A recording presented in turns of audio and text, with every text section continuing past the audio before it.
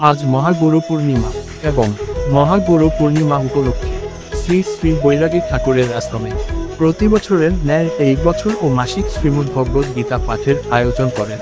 উক্ত অনুষ্ঠানে গীতা পাঠ পরিবেশন করবেন শ্রীমান নিধান নহর, ঠিকানা শান্তিরহাট, বটতল, ফটিকছড়ি, চট্টগ্রাম, শ্রী শ্রী বৈরাগী ঠাকুরের আশ্রম।